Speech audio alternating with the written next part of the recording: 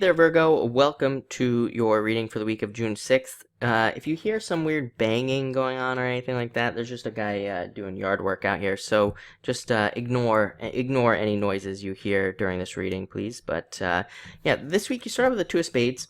I want to say this has come up for you several times before, so definitely needing to separate away from something. I feel like normally this card represents a breakup, but even I remember saying this to you guys maybe like a few weeks ago, that I think that this card represents separating away from some like limiting beliefs or something like that, or totally changing your beliefs or doing something different in a lot of ways. So I think that's why it's coming up.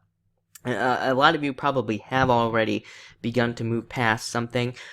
Some of you might have had like some issues with a friend or something as well, and maybe you're just like moving past that friend, and kind of figuring out friendships as well. You end with the Ten of Spades, which is interesting. I'm getting a weird feeling on the Ten of Spades, like a lot of you are kind of deciding what is important in friendships now or something, and I think that's why that card's coming up, but that's not normally what I'm feeling on it, but this week I am, so I think that's what you're dealing with. And you have the Jack of Spades coming up next, kind of very similar, like dealing with somebody who's tricky and sly and things like that. So some of you might be working through something with friends. This is definitely a card to, watch out for any get-rich-quick schemes or anything like that. Anything that sounds too good to be true this week, it probably is, especially with the Jack of Spades. But on the kind of flip side here, the Jack of Spades is also about using your resources and being very resourceful and coming up with a plan to do something, which a lot of you could be doing this week. So it's a good card. I always call this card like MacGyver, because it's like, mixing two seemingly different things together to get a different result. So a lot of you could be making that happen this week with this card. Next, you have the Six of Diamonds. So planting a lot of seeds, maybe getting a lot of things started, thinking a lot about the future. Seems like a lot of people are doing it. Sixes can be a lot about the future and things like that. It's also a great card for being financially responsible, looking at your finances, looking at how you can increase your finances, get your finances better. Again, even if you're retired, thinking about how you can kind of make more out of your retirement and things like that could happen with this card.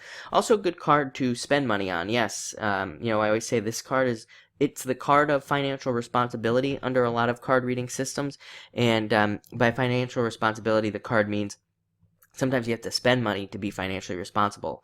I always use the example, like if your car is making a weird noise or something like that, it's usually best to take care of it right away before it turns into something much bigger, much worse, much more expensive. But it is also a card of your finances increasing, so it's a good card to have just in general. So I like to see that. Next, you have the Joker. The Joker is a good card. It's about juggling a lot of things, dealing with a lot of different energies, having to do a lot, working very hard. You'll probably be doing a lot of hard work this week and working a lot with this card. It's just a card of working, really, and juggling your life, and it says that you can do that. It's also a good card for any of you that maybe have a job, but also maybe you want to start a side business or something like that. It's a good card to do that under. It's a good card that gives you energy to kind of be able to work and then also work when you get home. So if any of you are thinking about starting a side business or something, I would say it would probably be a good week to start planning that out, and start thinking about it. This energy will stick with you for a long time. Joker sticks with you for like 6 months usually or longer. It's something that kind of it's almost like a trait that you just develop. So a lot of you could be just having this energy for quite some time. Next, you have the Ten of Hearts. Really good card. Fortune after difficulty. Good things happening to you. So anything difficult that's been happening to you could clear up this week, or you could start to see how it's going to clear up.